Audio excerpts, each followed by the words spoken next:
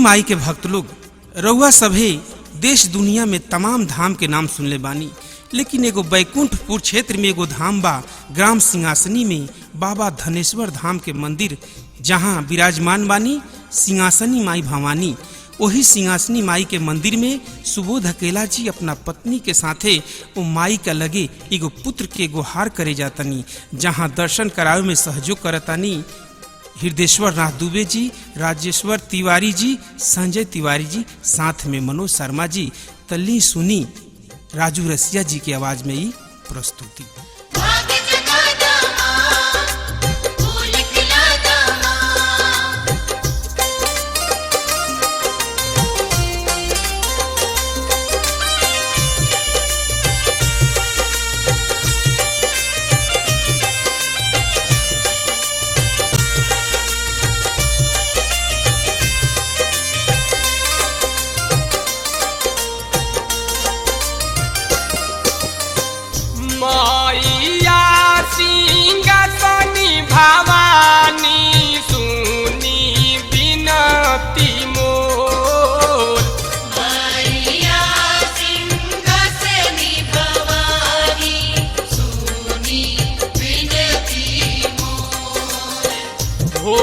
सहैया ए मोरी मैया रखी हलजिया मोर। ओके सहैया ए मोरी मैया रखी हलजिया मोर।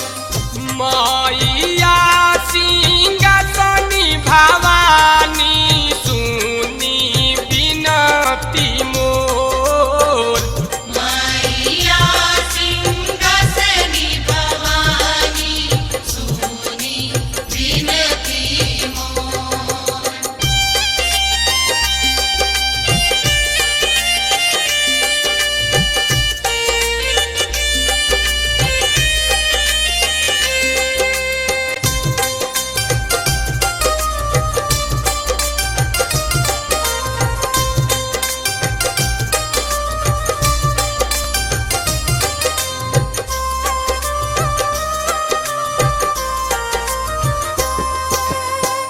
सेनुरा सुहाग हमर रखलू आबाद हो, गोदिया में दे दमाई एको औलाद हो।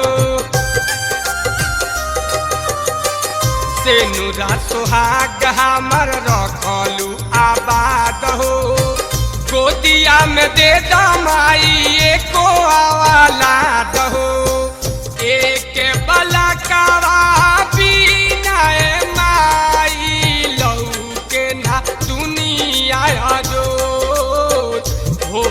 सहैया ए मोरी मैया रखी हलजिया मोर।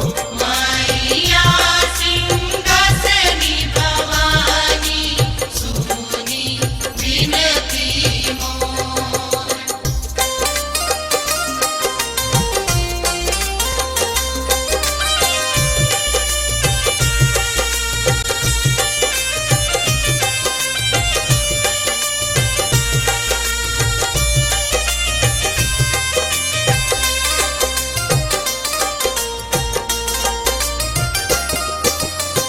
नहीं चाहिए न धन सोनावा से चनिया, एतने भर बेटी के मानिली बचनिया। नहीं चाहिए न धन सोनावा से चनिया, एतने भर बेटी के मानिली बचनिया। सासु नदिया ताना मारे हो कबू नाल रखो, होई के सहैया ए मोरी मैया रखी हलजिया मोर। मैया सिंहासनी भवानी सुनी बिनती मोर।